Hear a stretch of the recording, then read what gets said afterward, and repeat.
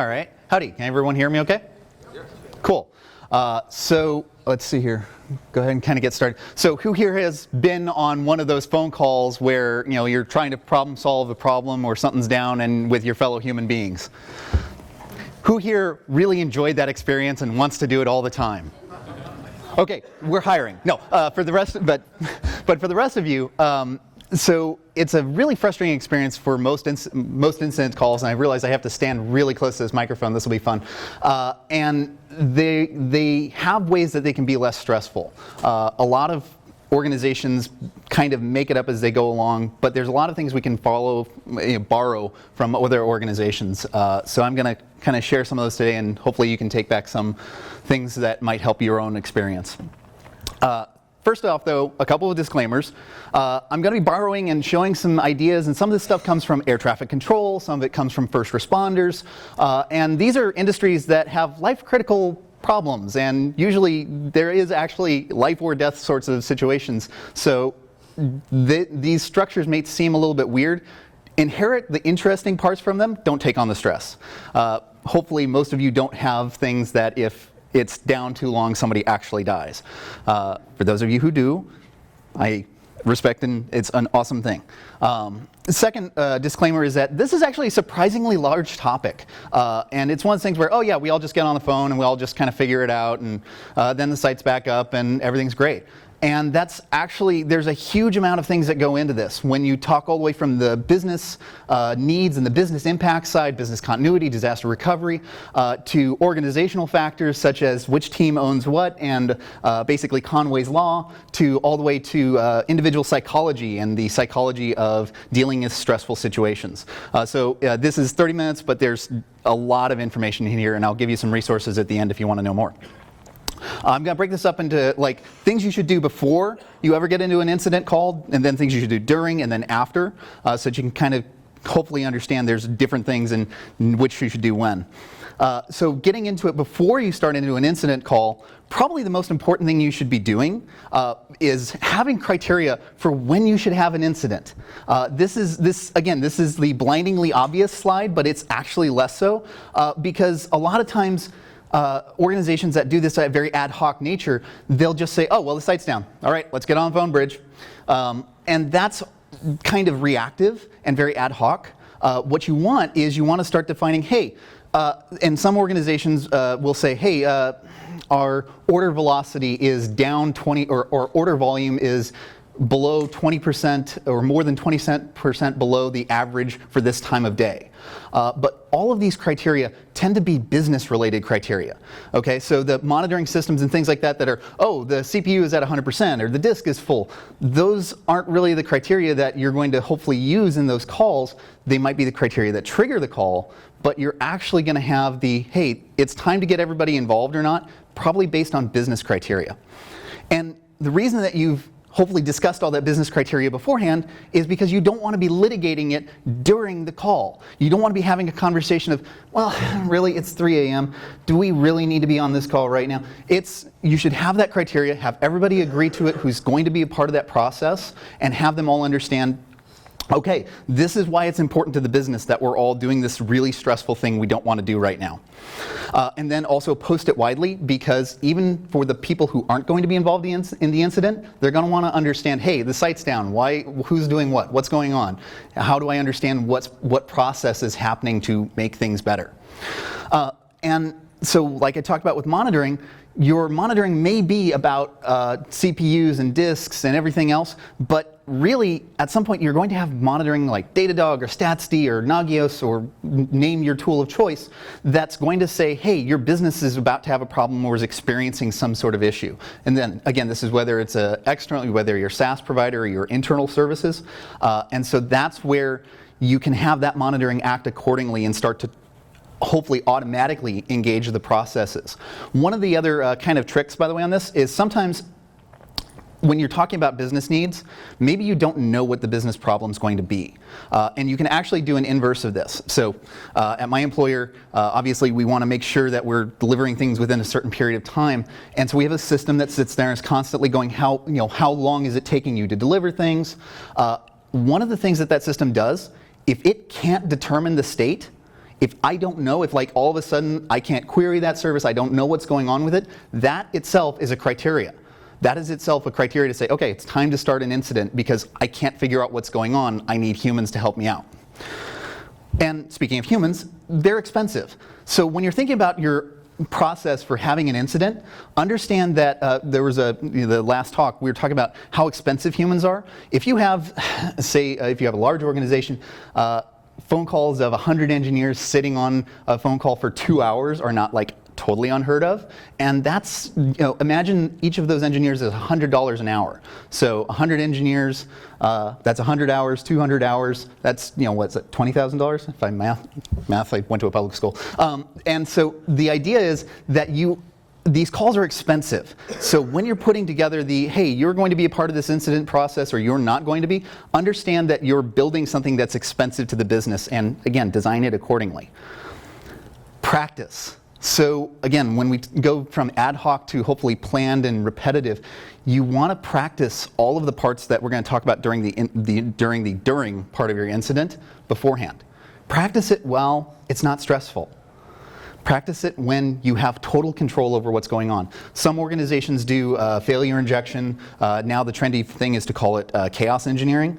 That's actually a pretty good time to do a practice incident. Again, game days, whatever you want to call them. But the point is that you have control of everything. You know what's going on. I know what the actual thing is that might either be synthetically broken or broken, but no one can really, no customer impact. And practice those calls then, because now you have the ability to say, hey, okay, cool. This is what worked well. This is what didn't work well. And it also kind of keeps the muscle memory going. Before you get into an incident, you also want to start defining roles.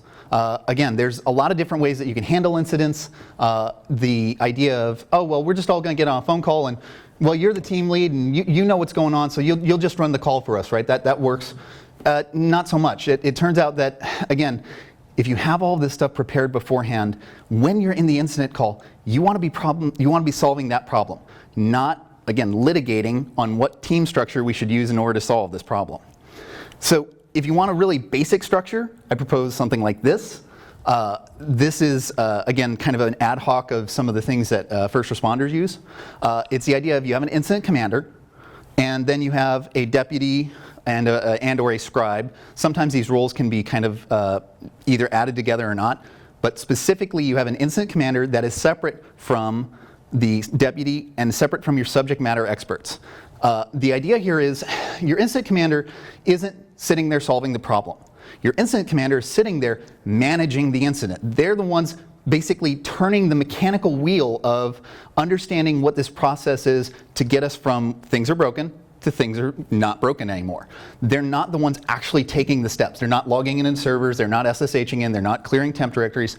They're simply sitting there basically directing others to do what to do, or more to the point, getting queries from others and saying, oh, okay, you're seeing this problem and you're seeing that problem. Well, you over here, go investigate this thing. So basically, it's like a task dispatcher. The deputy is basically because, again, redundancy in all things, you want to have a backup for all of your roles. And also, during an incident, the incident commander is probably going to be issuing tasks and setting timers. The idea of, okay, you're going to go out and you're going to check on that server, and in 5 minutes, I'm going to check in with you to find out where you're at. That deputy can help out with basically the logistics of, okay, you've got 8 open things, and the next open thing you need to check in on in like 5 minutes. And then subject matter experts, this is kind of a fancy term for the people actually doing the work. This is basically sometimes, and this is the part that kind of aligns to Conway's law, sometimes it's going to be your teams. DBA team, you're going to have the DBA on call. You're going to have the networking on call. Sometimes it's aligned by services. So I'm going to have the order service on call. I'm going to have the load balancer service on call. But basically, it's the person who is most responsible for a given area that also has the ability to most directly affect it. So again, that's where that person's going to be able to make the observation, hey, this thing's not happening, okay, to the IC. Okay, the IC is going, oh, okay, that thing's not happening and this thing's not happening over here. Let's put these two together. And so having that clear understanding of who's supposed to be involved in each of those roles, again, I hear that there's a company that makes a product that does this. So, but the idea is specifically you want to know who's a part of that process and also who's not. because that's another part to help relieve stress. If everybody thinks, well, at any point in time, if something breaks, I might get dragged into it, that's pretty stressful. What you want is you want everybody to have the understanding, oh, cool, you're the person who's the subject matter expert for this week or this rotation. Cool, you're gonna take care of that. I'm gonna go and do something else and not worry about the fact that you've got this. You can call me if you need to, but basically it relieves stress by having everybody have more context and more clarity about who's gonna get involved. So now that you've had an incident and you've spun up a call, one of the first things that you're going to do when you spin up this call is elect a leader. Who here's worked with Raft or Paxos, etcd or Zookeeper, any of these kind of distributed systems? So this will sound shockingly familiar. The process for electing an incident commander is actually kind of interesting. Join a call. You might, let's say you're a person who might or might not become an incident commander. Maybe you got paged, maybe you didn't. Well, okay, I'm going to join that call. Hi there, this is Eric. Hi there, this is Eric. Is there an IC on the call? Wait. Okay, hearing no one as an IC on the call, this is Eric, I'm the incident commander. Who's on the call? You know, basically this idea of self-election, that if you don't hear anybody taking ownership of that call, congratulations, you just took ownership of that call. And that's important because you want to have one person basically, again, driving that crank of moving the process forward from things are broken to things are working again. And that's, you know, I went the wrong way. And that's because the IC is managing that flow of conversation. This goes both ways, right? Where subject matter experts are going to say, hey, you know, so I just got a phone call, or I just got a customer just contacted us and saying they couldn't log into the site. What's going on? The IC says, okay, I've got a report that this is going on. I'm going to make sure that we've got a resource from the application development team to see if we've done any pushes recently.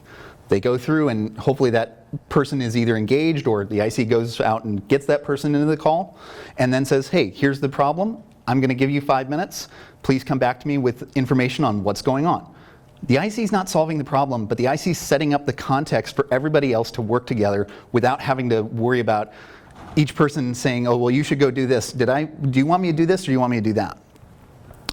And humor is really actually very helpful here. So sometimes you have phone calls or incidents where people are, basically they're rat-holing in terrible ideas or they're not being very helpful. As an IC, as an incident commander, using humor can actually kind of help you move the person doing something not so great out of the flow of conversation.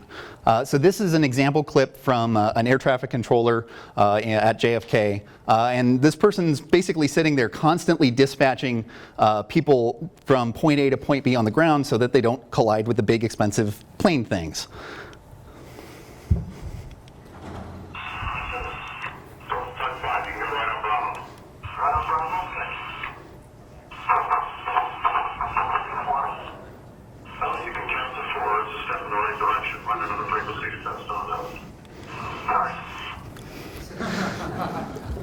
It's funny, but it also moves the conversation forward with like, okay, cool, you made a joke and also you told me what I need to do, which is not do this thing here right now.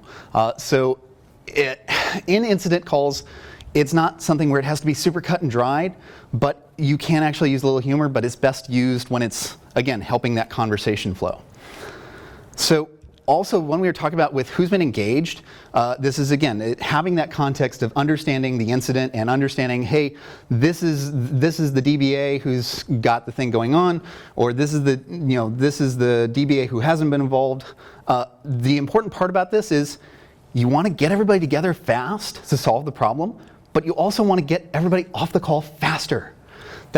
Everybody gets super stressed because they're, well, okay, so this is an application issue, and I'm going to sit here for the next 45 minutes as a network engineer doing nothing but waiting for the application engineer to roll back the deploy. That's stressful for, again, everybody involved, because the application engineer knows that now they have this audience of silent viewers just sitting there waiting for them to finish problems or finish solving a problem. So as an incident commander, start kicking people off the call who aren't needed and kick them off as fast as you can, because you can recruit them back in later. It's okay. And what we were talking about, like I was saying a little earlier, you're going to have some agreed upon mechanism for your subject matter experts to contribute information to the call. Sometimes these are called CAN reports, status reports, whatever you want. However you want, just basically have a mechanism to say, hey, I see, I have a new piece of information for you. And then with the information that is on the call, again, if it's so easy that anybody can figure it out, you probably shouldn't be having a call. You should probably just automate it and save the humans for the sticky problems that need decisions or don't have clearly defined ways of solving them. And so to have this clear mechanism for making decisions, again, kind of the spoiler from the title of the talk is you want to have very specific language for how to make those decisions. I'm a subject matter expert. Hey, I think we should restart the load balancer. IC says, cool. The proposed action is restarting the load balancers. Is there any strong objection? You want to phrase it that way and not, is everybody okay with that? Does anybody think we should do something else? You want to definitively state it and then see if there's any objection to it, because that changes the conversation from, well, is it really the load balancers? We should maybe check the routers first. Cool. I don't think it's a yes or no. Move forward with either solving the problem or moving on to the next thing that might be the problem. Also, as you're going through the call, capture everything. Document as much as possible, and then if you're able to, kind of call out what's important now versus later. A lot of times, again, it's the third time this month we've had to clean out the temp directory on the database server. This is really getting annoying. Could we just set up an automated shell script? That's a great piece of information, but it's not useful now in the context of solving the problem you're working on. Just clear the temp directory now, but call out in your notes for your review afterwards, this is an idea that was discussed. And then the last thing, as you start to close out the call, make sure that you assign an owner to that review. So, okay, now it's a review and everybody's got this, everybody just wants to get off, it's 3:10 a.m., everybody wants to go back to bed. Make sure that somebody takes ownership of that. Otherwise, again, you kind of have this floating, nobody wants to figure out what was going on type of issue. The incident commander does not always need to be the owner. It can be potentially a subject matter expert, it can be the deputy, it can be the scribe, but make sure that that ownership is assigned before everybody disbands. So after you've had a call, then you want to talk about a couple of things. Blameless postmortem. Everybody here has heard the term blameless postmortem? Okay, for everybody who hasn't raised their hands, Google blameless postmortem. It is super important. And it's a whole talk all on its own. And hopefully there's a talk somewhere in this next day or two that talks about it a little bit more. But the idea is you want to capture all that information about what went right, what went wrong, and review it afterwards because it's incredibly detailed and valuable. This is, the NTSB has reports when you have crashes, even if they're not fatal crashes. Learning reviews is kind of the least military and or postmortem implies somebody died usually, which isn't always a great thing, but learning reviews is a nice ambiguous term. The impact to people is also a part of that review. So it's not just, okay, well, we need a new shell script or we need a new automation. It's also, this paged me at 6 p.m. or I was engaged at 6 p.m. when I was at my kid's birthday party because I was the only person who knew this piece of information. That's important to dig into because that's something where you can help both alleviate the stress of the person who got engaged and make your organization more failure resistant. Let's see here. This is kind of painful, but this is really, really, really valuable. Record your incident calls if you can, and then review them afterwards. You can usually do like 1.5x or 2x players if you do something like Yahoo or Yahoo YouTube. And having those, reviewing that, you can listen for all the things that maybe you didn't catch or didn't address either in your review or in your as an IC or a subject matter expert. And finally, regularly review the incident process itself. Remember at the beginning I talked about having criteria and having the list of who's actually going to be part of these incidents, who's not, and what are the roles. Regularly, quarterly, annually, make sure that you're still asking the right questions. For example, my employer, for the longest time, if we got into a certain state in the system, every engineer was paged. And that's cool when you have a small startup of 5 people. And okay, just get everybody up. It's not a problem. When you have 100 engineers and 95 of those engineers are not going to be solving the problem, not useful. So you have to regularly review and kind of update yourself. So to kind of close this talk out, who here has seen Apollo 13? Cool. Excellent movie. If you haven't seen it, I wholeheartedly recommend it. It's a pretty common sort of thing. If I were to describe it in the generic sense, you have a large number of technically adept people who are very good at running their infrastructure. They have some monitoring. They have an end user. And all of a sudden, their monitoring tells them something slightly different. And the end user calls up and says it's not doing the thing it normally does. Sounds kind of familiar. The movie is a little bit more dramatic, though, than the real life. And so I thought I'd play the first 2 minutes from the point of explosion to 2 minutes in of the actual flight director's loop for Apollo 13. While I'm playing this, listen for 3 things. Listen for when the subject matter experts start to offer information about what's going on. Listen for pushback. Listen for when the IC says, hey, I think you've given me information that isn't correct. And listen for when the IC starts the problem-solving loop of, okay, you've given me information, and you've given me information, let's put it together.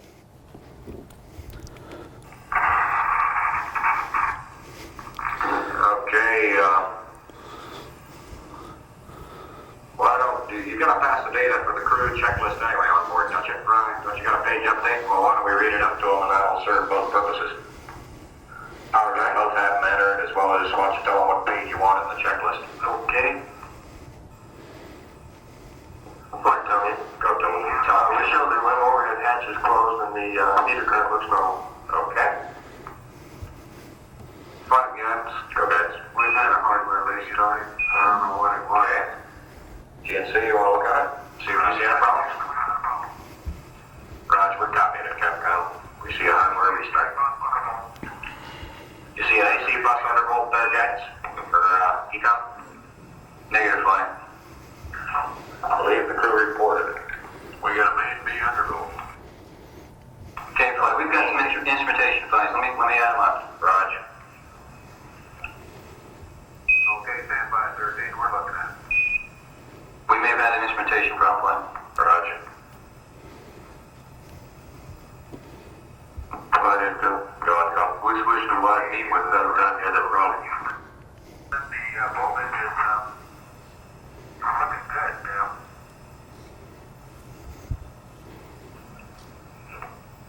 And we had a pretty large bank associated with the course that walks now. And as I recall, VP was the one that spiked on it once before. Okay.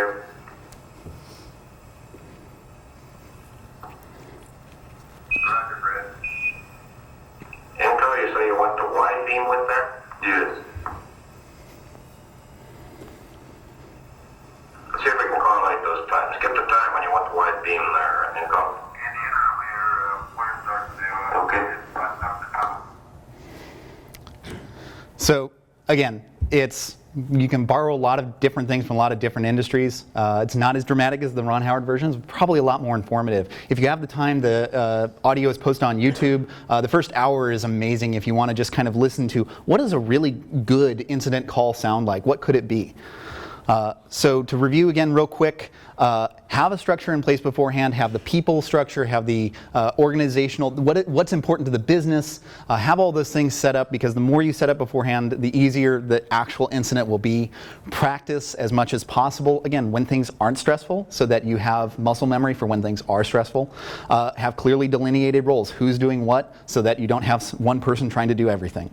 Manage that conversation flow throughout the incident.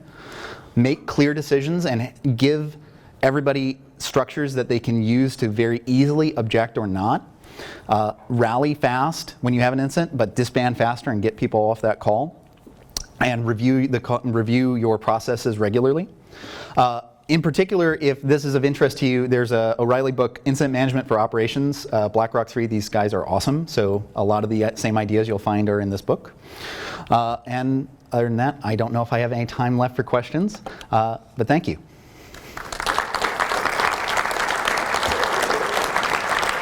Any time for questions or?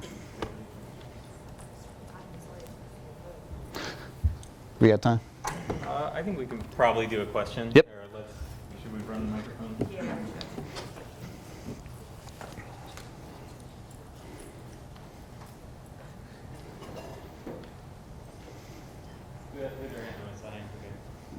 Speak loudly so the room can hear you. Would you recommend your team do NIMS certifications like 100, 200, 300, 400, which are easily done online, so you could make it your own? So if I was to try to, I didn't hear what type of certification? NIMS. It's the incident commander for law So- enforcement, fire, and other operations. More training is always, so the question was, should you go through the various kinds of training? Especially there is first responder training, there is incident command training. You don't have to, it's more helpful. So it really depends on the role. Subject matter experts and individuals, maybe not so much. Maybe they can just kind of, hopefully your practice is engaging those people and they can kind of understand the flow. But incident commanders or deputies or scribes, absolutely. It's really helpful. Any other questions? I think there's one in the back there. We got.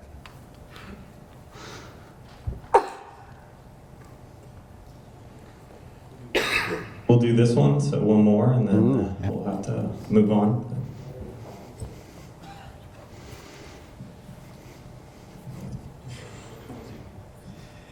Hey, what types of companies, whatever, are you dealing with that are having these types of issues? So any company that makes money. Well, let me hone in on that a little bit, okay? And the reason I'm saying is because, or maybe I should focus it in and say, do they have any kind of fault-tolerant, highly available system already in place? I'm having a hard time understanding how a system that would have, a company that would have that in place would then need a service such as yours. So Amazon makes, I think, like $112 billion in revenue, and they have exactly this kind of incident call setup. And they're actually not so great. They're the ones who I was referencing with the 100 engineer 6-hour calls. But the idea is that it doesn't matter how highly available your infrastructure is. It doesn't matter what you do. And sometimes you're not doing a SaaS-based product. Sometimes you're just running in your own internal infrastructure. The point is, at some point, it's going to break badly enough that your automation won't be able to save you. And that's the point in time that you should get humans to start taking a look at it. Maybe the mitigation for that incident is simply moving the system back to a known good state or manually engaging, database failovers being an example, right? Where you might not automatically want to do some of these things and it might just be a quick manual task, but you still want to rally all the humans together to take a look at it. Thank you, Eric. Thank you very much. Appreciate it.